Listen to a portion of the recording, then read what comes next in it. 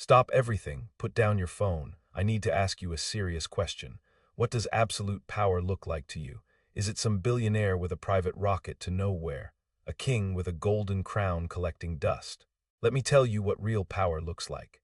Real power is a filthy, unwashed, vodka-soaked peasant from the middle of frozen Siberian nowhere who somehow gaslit his way into the bedroom of the most powerful woman on the entire continent and became the shadow ruler of an empire that spanned one-sixth of the world's landmass. This is the story of Grigory Rasputin, and you have been fed the Disney-fied, boring history teacher version for far too long. Welcome to Midnight Meme Historian, and welcome to Part 1, the making of a mystical grifter.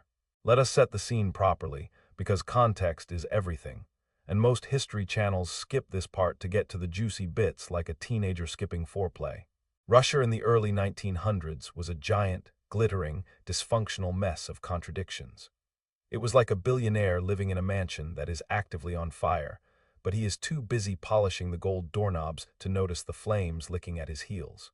You had this enormous empire stretching from Europe to Asia, filled with millions of peasants who lived in conditions that would make a medieval serf say, maybe we should unionize. And at the very top of this powder keg sat Tsar Nicholas II and his wife, Tsarina Alexandra. Now Nicholas was, how do I put this gently, the human equivalent of a participation trophy. He was handed an entire empire, and his main talent was looking vaguely concerned in photographs and writing boring diary entries about the weather. He had the leadership skills of a damp napkin and the charisma of a blocked drain. And Alexandra, she was a walking ball of neurotic anxiety, a German princess who was desperately searching for something, anything, to believe in, clutching at spiritual straws like a drowning woman in a sea of imperial incompetence. And into this royal vacuum of competence walks him. But before he was before he became the demon monk, the mad monk, the shadow czar, he was just Grigory Yefimovich Rasputin, a kid from the Siberian village of Pokrovskoy. Now, the historical records of his childhood are about as clear as mud, mostly because he was a peasant and nobody gave a single damn about documenting the life of some random kid from the middle of nowhere. But the myths he later cultivated, the myths are glorious, better than any influencer's origin story. They say he had a vision of the Virgin Mary as a teenager. They say he could heal animals with a touch. This is the original version of a moody teenager building his personal brand on MySpace. Just a simple, mystical guy from Siberia, loves long walks in the frozen tundra, profound thoughts about God, and maybe a bit of casual divine intervention. Slide into my DMs if you're worthy. So he does what any aspiring mystic with more ambition than hygiene does. He hits the road. He becomes a stranic, a holy wanderer. For years he just walks across Russia. He does not wash. He wears the same clothes until they become a part of his personal ecosystem, a symbiotic relationship of cloth, sweat, and dirt. He is basically the world's most devout hobo, a cross between a pilgrim and a biohazard. And this was not just about piety. This was a masterclass in niche marketing. In a world of clean-shaven, stuffy, corrupt priests who smelled of incense and hypocrisy, Rasputin was the authentic, gritty, real holy man. He was the organic, free-range, artisanal mystic in a world of processed spiritual spam. He was the antithesis of the establishment, and that was his entire brand proposition. He learned to read people with the precision of a cold-hearted psychic. He would look you dead in the eye, and within minutes, he would know your secrets, your fears, your deepest, darkest desires. This was not magic. This was cold reading and street smarts honed over years of wandering and talking to desperate people. It is the same exact skill set used by every fortune teller, every life coach, every Tony Robbins wannabe today. He realized a fundamental truth that still powers half the internet. People, especially rich, bored, powerful people, are desperately lonely, and they will pay anything, believe anything, to be told they are special, that their suffering has meaning, that they are chosen. And now the main event, the Romanovs. The royal family had one massive bleeding problem, literally. Their son and heir Alexei had hemophilia. A simple bump, a fall, a sneeze too hard could mean internal bleeding that would torture the boy for days and could easily kill him. The finest doctors in Europe were useless, medieval barbers with fancy titles. So Alexandra, in her despair, turned to the one thing the establishment could not provide: magic. She was collecting mystics like they were Pokemon cards, trying to catch them all in the hope that one would be the legendary Charizard that could save her son. And Rasputin was about to become her Charizard, her Mutwo, her level 100 psychic type that would eventually destroy the whole damn gym. The first time he was brought to the palace, the aristocracy must have gasped so hard they sucked the oxygen out of the room. This man smelled of dirt, sweat, stale bread, and cheap booze. He had a beard that looked like a bird's nest after a hurricane, and eyes that burned with an unnerving, hypnotic intensity. He was the antithesis of everything they stood for: polish, order, hierarchy, perfume, and he did not care. He did not bow and scrape. He looked the Tsar in the eye. This was his ultimate power move. While everyone else was terrified of authority, Rasputin treated it with the casual disrespect of a plumber fixing a leak, the audacity of a Twitter troll in the comments section of the White House. He was the original, they hate him because he tells the truth, meme, except the truth was usually whatever nonsense he made up on the spot to get what he wanted.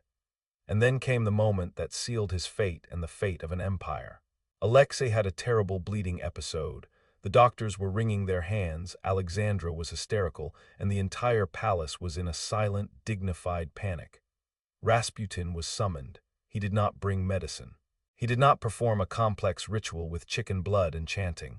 He walked into the room, knelt by the boy's bed, and started to whisper. He prayed. He told stories. He exuded a calm, hypnotic confidence that was the complete opposite of the fear choking everyone else. He told Alexandra, "The boy will live. Do not let the doctors bother him too much. Their worry is a poison." And then Alexei got better. Was it a miracle? Was it hypnosis that lowered the boy's stress and slowed the bleeding? Was it the placebo effect on a cosmic scale? Did he just get lucky and show up right as the bleeding was about to stop on its own? It does not matter. What matters is that in the eyes of a desperate mother, Rasputin had done what God and science and all the money in the world could not. He had saved her son. From that moment on, he was no longer just a holy man, he was our friend. He had the ultimate backstage pass to the empire, the nuclear codes, the keys to the kingdom. The Siberian peasant who never took a bath was now the most trusted advisor to the Tsarina of Russia. And he was about to start giving advice on everything from military strategy to cabinet appointments, all while probably smelling like a brewery's floor. And this, my friends, is where the real horror movie begins, not with ghosts and goblins, but with the terrifying, world-altering power of belief. He was no longer just a man, he was a meme. A living, breathing meme of divine power, of peasant wisdom, of unshakable confidence. And this meme was about to crash headfirst into the fragile, outdated operating system of the Russian Empire, and the blue screen of death was going to be painted red. But that is a story for part 2. For now, let this sink in. The first half of the 20th century, with its world wars and revolutions and the rise of communism, was partially shaped because a stressed-out mom really liked her creepy, unhygienic spiritual guru.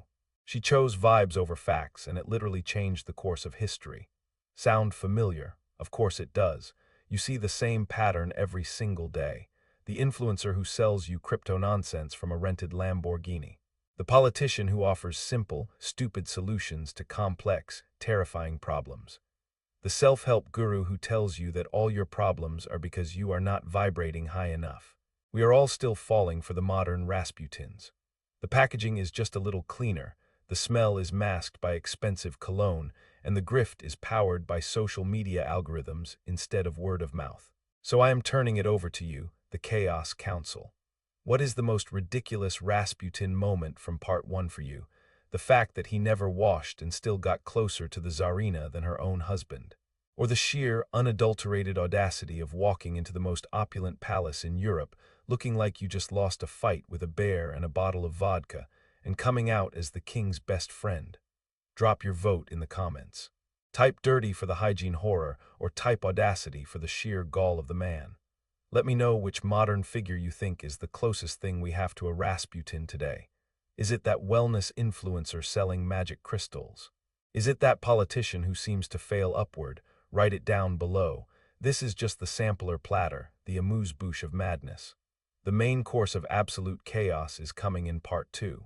Subscribe, hit that bell, and prepare for the downfall. The algorithm demands blood, or at least a really good story. and we are just getting started. If you want to wear your poor life choices on your chest, check out the insane merch we have, link in the description. We have a shirt that says, "I survived the Rasputin grift, and all I got was this lousy t-shirt and a collapsed empire." It is a real conversation starter. Now let's get our hands properly dirty with the details your history teacher was too sanitized to mention. To understand how a walking biohazard like Rasputin could bypass centuries of aristocratic protocol, you need to understand the specific brand of crazy that was late Imperial Russia. This wasn't just an empire, it was a high-functioning schizophrenic with a jewel-encrusted crown. Picture this: St. Petersburg, the capital, a city built on a swamp by a giant with severe OCD, Peter the Great. It was a beautiful, insane facade. The aristocracy spoke French better than Russian because, why speak the language of the people you rule? They wore powdered wigs long after they went out of fashion in Europe, and their idea of a crisis was the soup being served lukewarm at a ball. Meanwhile, 90% of the population were peasants, or moujiks, living in wooden huts. Their lives a constant struggle against famine, disease, and a tax system designed by a sadist. The gap between the rich and the poor wasn't a gap. It was a bottomless chasm, and the aristocracy was having a picnic on the edge, occasionally tossing down a few crumbs and wondering why there was so much grumbling from below. Into this world of delusion walks our man Grigory, but his journey to the palace wasn't a straight line. It was a master class in networking, the original LinkedIn grinder, but for souls. After he left his wife and kids back in Pokrovskoye, because what's a little familial abandonment when you're on a divine mission? He did not just wander aimlessly, he made strategic pilgrimages. He hit all the hot spots of the Russian Orthodox spiritual circuit. He went to the monastery at Verkhoturye, a kind of spiritual boot camp for aspiring holy men. He didn't just pray, he studied. He observed the other wanderers, the startsi, the elders, who had already cultivated a following. He saw what worked, the intense gaze, the cryptic pronouncements, the performative asceticism. He was a student of human desperation, and he was getting his PhD. He also, and this is crucial, fell in with a banned sect called the KH Listi, or the Flagellants. Now, the KH Listi were the ultimate party cult. Their religious services, called radnai, weren't about quiet prayer. They were intense, ecstatic, sweaty gatherings that involved whipping themselves into a frenzy, dancing until they collapsed, and, well, let's just say the ceremonies often ended in what historians politely call group mingling. It was a spiritual orgy. Rasputin took notes. He learned that the quickest way to a person's soul is often through the exhaustion of their body and the bypassing of their rational mind. He learned the power of ecstatic release. This wasn't just piety, it was a control technique. He was learning how to hack the human operating system. This is where the legend of his hypnotic eyes really gets forged. It wasn't magic. It was a combination of things. He was known to stare without blinking for uncomfortably long periods. He would use his physicality to dominate a space, and he was a master of targeted affirmation. He would listen to a noblewoman pour her heart out about her loneliness, her failing marriage, her sick child, and he wouldn't offer platitudes. He'd look deep into her eyes and say something like, "God sees your suffering, and it is a special suffering, a holy suffering that brings you closer to him." He was giving them permission to feel special in their misery. It's the same trick every lifestyle guru uses today. You're not broken, you're awakened. Your pain isn't a problem, it's your power. It's emotional judo, and Rasputin was a black belt. So by the time he arrives in St. Petersburg around 1903, he's not some random yokel. He's a polished grifter with a unique selling proposition. He's the holy man you can get dirty with. The established church hated him. The bishops, with their flowing robes and jeweled crosses, saw him as a threat to their monopoly on salvation. He was the disruptive startup, and they were the bloated, corrupt corporation. And like all corporations, they tried to regulate him out of existence. They investigated him for being a KH list. They spread rumors. But it was too late. He had already achieved product-market fit. His entry into the royal circle was a classic Trojan horse scenario. He didn't knock on the palace gates. He was introduced through the back door by the aristocracy's own spiritual hunger. Key figures like the Grand Duchesses Militsa and Anastasia, known as the Montenegrin Sisters, were deep into the occult. They were collecting mystics the way your aunt collects cat figurines. They were the original wellness influencers, and Rasputin was their hottest new find. They presented him to Tsarina Alexandra as the real deal, an authentic man of God from the soil of Mother Russia. Now let's talk about Alexandra. To understand her, you have to understand that she was not just a worried mother. She was a psychological powder keg. Born a German princess, she was never accepted by the Russian court, who saw her as an outsider. She was painfully shy, which they interpreted as arrogance. She was deeply, fervently religious in a way that bordered on fanaticism. And she was married to a man who was, let's be generous, spectacularly unsuited for his job. Nicholas II's most common diary entry about days when his empire was teetering on the brink of revolution was, went for a walk, had tea, it was pleasant. The man was a master of denial. So when Alexandra met Rasputin, it wasn't just a meeting, it was a cosmic collision. He didn't speak to her like a subject to a queen. He spoke to her like a father confessor to a soul in torment. He called her Mama and Nicholas Papa. He simplified the complex, terrifying world of state politics into a simple story of faith versus doubt. He told her that Russia wasn't a political entity. It was a holy family, with them at the head. And she, desperate for any narrative that didn't end with her son bleeding to death in a pool of his own blood, clung to it like a life raft. The miracle of Alexei's healing, which we touched on, needs this deeper context. Modern medicine gives us a pretty good idea of what probably happened. Hemophilia bleeding is exacerbated by stress and anxiety. When Alexei had a crisis, the palace would descend into a vortex of panic. Doctors would swarm, poking and prodding the poor boy, their own anxiety feeding his. Alexandra would be hysterical. This stress cocktail would make the bleeding worse. Then Rasputin arrives. He banishes the doctors. He exudes a terrifying calm. He sits with the boy, prays, talks softly. He tells Alexandra to stop worrying, to have faith. This massive reduction in environmental stress, this placebo effect on both mother and child, could very well have allowed the boy's body to do what it sometimes could do on its own. Slowly, gradually, clot the blood. It wasn't a miracle of creation, it was a miracle of absence, the absence of the very stress that the modern world itself was causing. But try telling that to a mother. After that, Rasputin was no longer just a holy man, he was a necessity. He was the only one who could fix the one thing that was unfixable. And from that position of unassailable utility, he began to operate. He started giving advice. And this is where the story goes from a bizarre historical anecdote to a full-blown geopolitical catastrophe. His advice was always couched in spiritual terms. A minister was proposing a reform. Rasputin would tell Alexandra, "I had a dream from God. This man has a black heart. He will lead Russia to ruin." Someone he liked was passed over for a promotion. "The Lord has shown me that this other man is a true friend to Papa and Mama."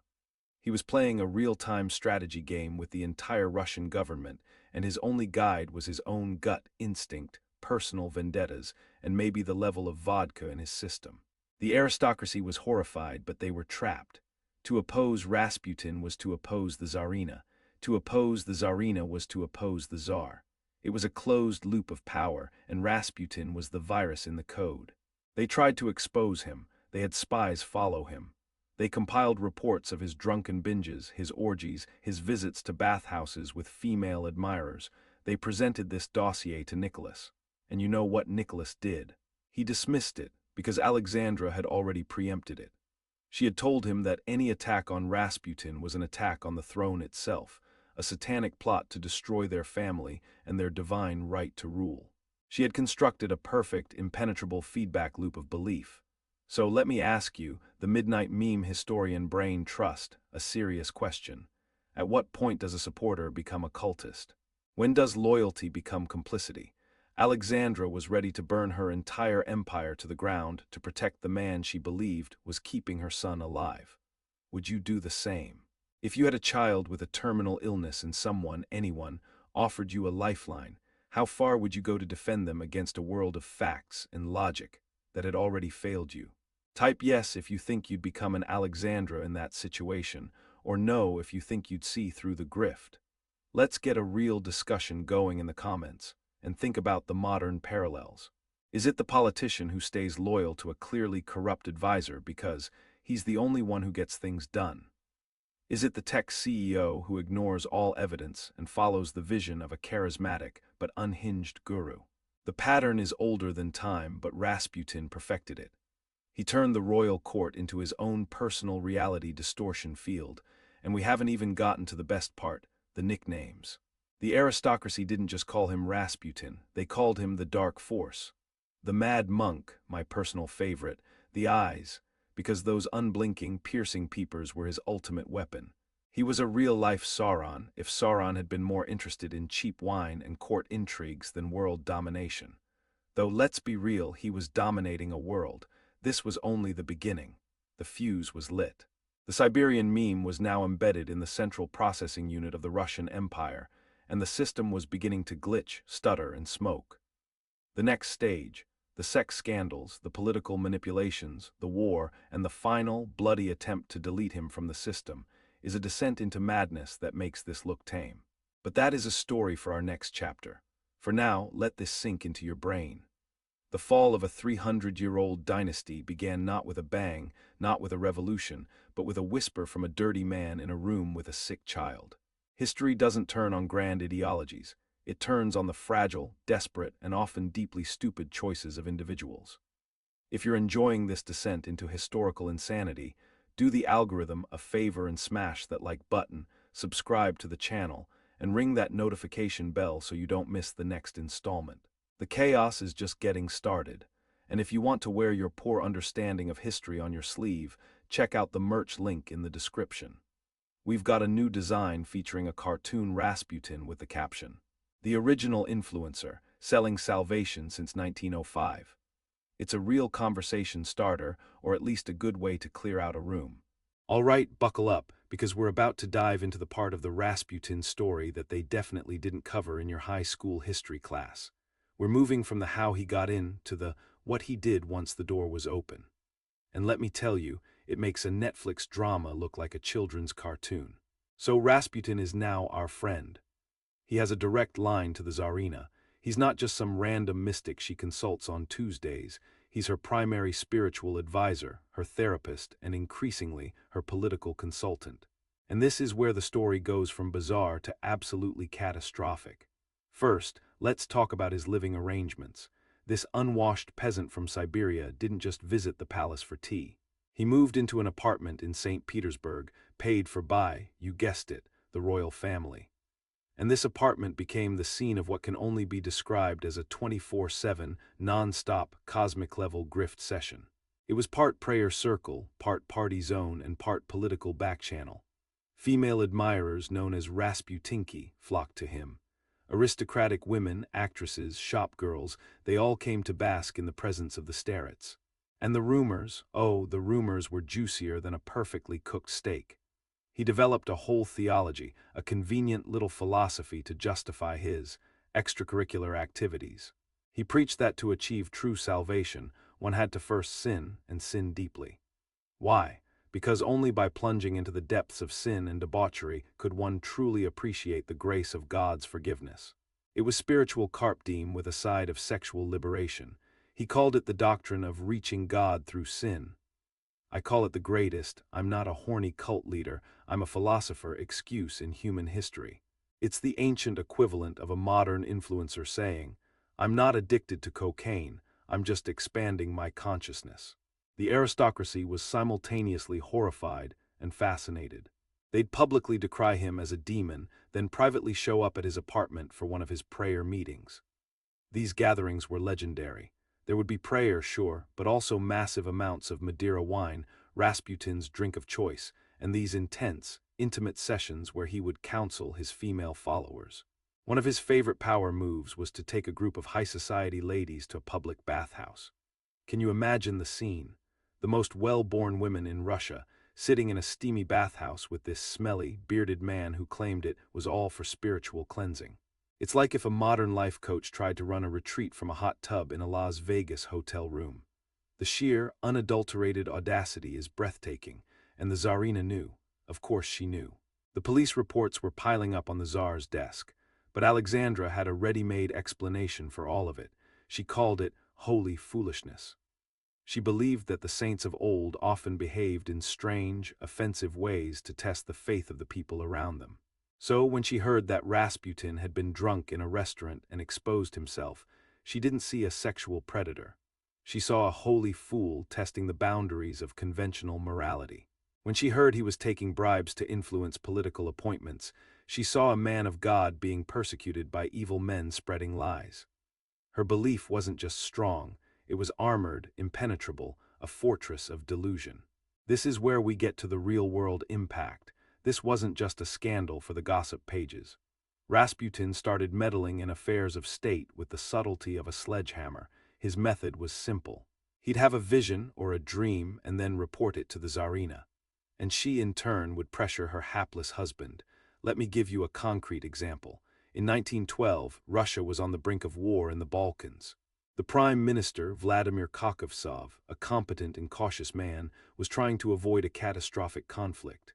Rasputin, who had absolutely no understanding of international diplomacy, got a message from God.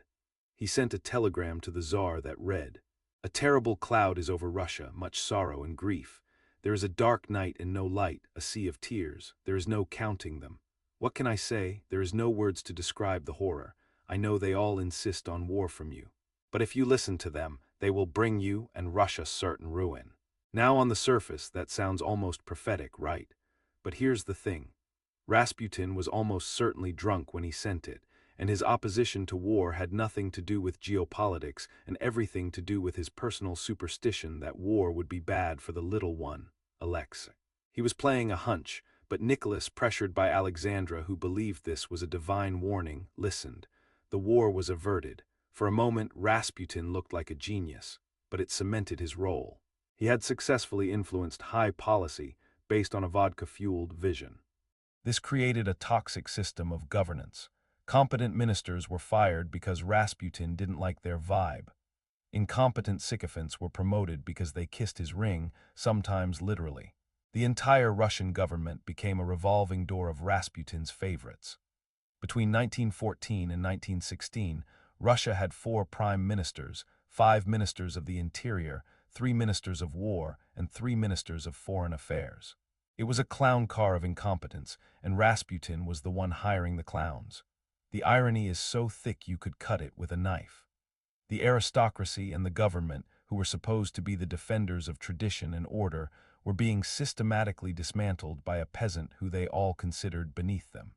They were being out-grifted by a master. He was the ultimate disruptive force, and the system had no immune response to him.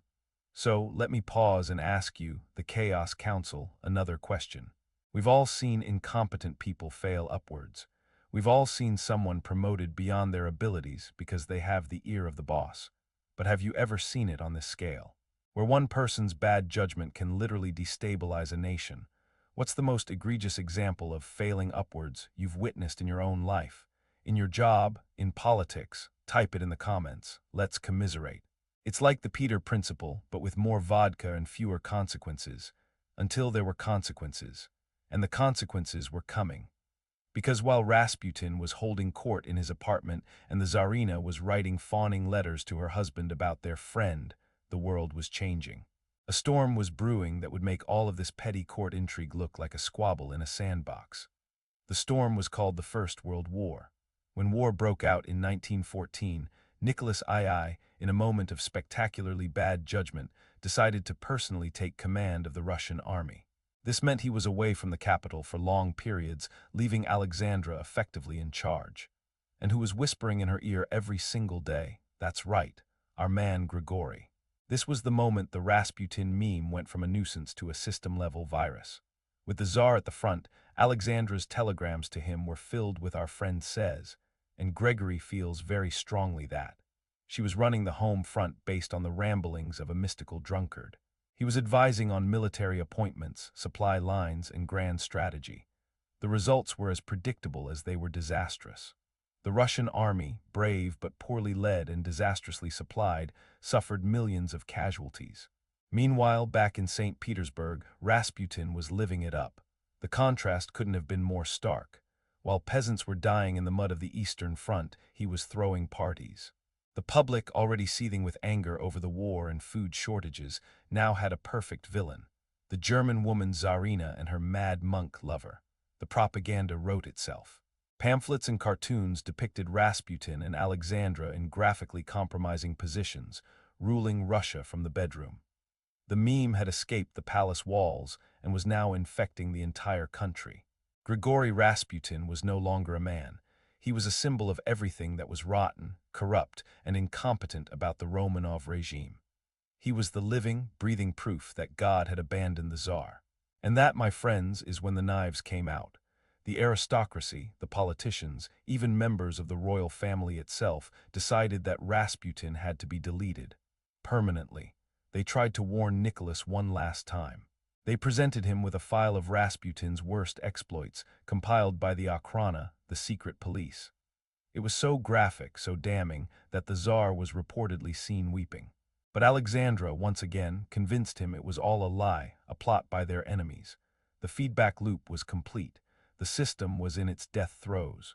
The stage was set for one of the most dramatic, bizarre, and legendary assassinations in history. A plot was hatched not by revolutionaries, but by princes. They were going to kill the meme, and they were going to do it in a way that was as over-the-top and insane as the man himself. But that, my fellow historians of the midnight hour, is a story of poison, bullets, and frozen rivers that we will unpack in our next chapter. The finale is so insane, you won't believe it actually happened. So if you're not subscribed yet, what are you waiting for? You need to see this. Hit that button, ring the bell, and prepare for the grand finale. And while you're at it, check out the merch. We've got a new design that just dropped. A Rasputin silhouette with the words "Unkillable" meme underneath. It's the perfect way to show your appreciation for history's greatest grifter. Link is in the description. So we've reached the point where the Russian aristocracy decided they'd had enough. The meme had to be terminated. But how do you kill a man who's built his entire brand on being unkillable? How do you delete a virus that's embedded itself in the core code of the operating system? You don't send a polite email. You don't file a complaint with HR. You assemble a hit squad of nobles so comically inept, they'd fail at assassinating a piece of toast. Enter the main players in this historical farce, a group of men who looked at a problem and decided the solution was maximum drama. Leading the pack was Prince Felix Yusupov. Imagine a trust fund kid so bored with his limitless wealth and palaces that he decided murdering the court mystic would be a fun little project. He was married to a Romanov princess, insanely rich, and by all accounts a bit of a weirdo himself. He was the perfect protagonist for this dumpster fire, his partners in crime. Vladimir Purishkevich, a flamboyant nationalist politician with a mouth bigger than his brain. Grand Duke Dmitry Pavlovich, the Tsar's own cousin, who probably thought this would be a good way to get back in the family's good graces. And a British intelligence agent named Oswald Rayner, because of course the British were involved. It's like the setup for a bad joke. A prince, a politician, a duke, and a spy walk into a basement. The plan was as elaborate as it was stupid. Yusupov, who had cultivated a fake friendship with Rasputin, lured him to his Moika palace on the night of December 29, 1916. The bait, Yusupov's wife, Irina, who was famously beautiful and out of town. Rasputin, the notorious creep, couldn't resist. He was told he'd be meeting Irina privately. This was the first clue that these guys were amateurs. Their entire plan hinged on Rasputin being a horndog. Which, to be fair, was a safe bet. The scene was set. The basement was decorated like a tacky boudoir with a fake intimate supper setting. They laid out platters of Rasputin's favorite poison treats. Cakes laced with enough potassium cyanide to drop a horse, and wine glasses coated with the same stuff. This was their brilliant, foolproof plan: poison him. Because when you think of a discreet assassination, you definitely think of a man foaming at the mouth and convulsing in your opulent basement. So Rasputin arrives. He's suspicious, but Yusupov plays the part of the gracious host. He offers him the poisoned cakes. Rasputin, being Rasputin, scarfs down not one but several. The conspirators are hiding upstairs, listening, waiting for the screams, the thud, the sweet sound of success. Nothing happens. Rasputin is just eating. He complains the cakes are a bit too sweet. He's casually munching on enough cyanide to kill 5 men, and he's just critiquing the pastry chef. The conspirators are panicking. Their master plan is failing because their target has a digestive system made of cast iron and pure spite. So Yusupov goes back down. Rasputin is now asking for some Madeira wine. They pour him a glass from the poisoned bottle. He drinks it, then another. He's just casually chugging neurotoxin like it's water. He starts to look a little unwell, but he's not dying. He's just getting tipsy. At this point, the laws of chemistry and biology have officially taken a coffee break. The story goes that the cyanide might have been neutralized by the sugar in the cakes or the alcohol, or that Rasputin had a condition that reduced stomach acid. But let's be real. This is the point where the legend of the unkillable Rasputin truly began. The man was literally eating death for an appetizer and asking for the main course. Yusupov, now in a full-blown panic, excuses himself, runs upstairs and grabs a revolver. He comes back down, and while Rasputin is admiring a crystal cross, Yusupov shoots him point-blank in the back. Rasputin lets out a roar and collapses. The conspirators rush in. There's a pool of blood. He's not moving. They check his pulse. Nothing. They declare victory. The meme is dead. They go upstairs to celebrate their brilliant, seamless operation. They're patting each other on the back, probably pouring some non-poisoned champagne. But then Yusupov gets a weird feeling. He decides to go back down to the basement alone just to look at the body. Why? Who knows? It's the same impulse that makes you double-check if you lock the front door. He walks in. Rasputin is lying on the floor, motionless. Then suddenly one of Rasputin's eyes snaps open. Then the other.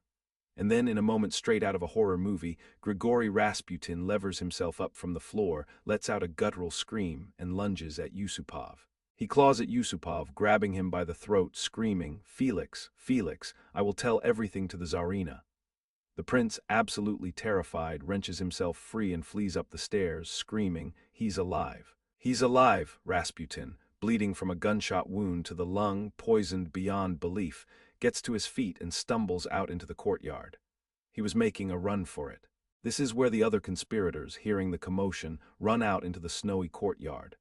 Purishkevich sees the staggering, bleeding, but very much alive Rasputin and opens fire. He shoots him 3 times. One bullet hits him in the back, another in the head. Rasputin collapses again. Just to be sure, they then proceed to beat his body with a dumbbell. Because, when poison and multiple gunshots fail, blunt force trauma is the logical next step. Then they bundle his body into a car, drive to the Petrovsky Bridge, and dump him into the icy Malaya Nevka River. When the body was found days later, the autopsy revealed the final, insane detail. There was water in Rasputin's lungs. He had been shot, poisoned, and beaten, but the actual cause of death was drowning. The man survived a professional hit squad's best efforts only to finally be finished off by a cold swim. Let that sink in. The aristocracy's attempt to solve the Rasputin problem was so catastrophically botched, it literally made him more powerful in death than he ever was in life. They created the ultimate legend. They turned him from a grifter into a mythical, unkillable demon. It was the worst PR move in the history of PR moves. So I have to ask you, the Chaos Council, what's the most spectacularly failed plan you've ever witnessed? The project at work that was so over-engineered it collapsed under its own weight.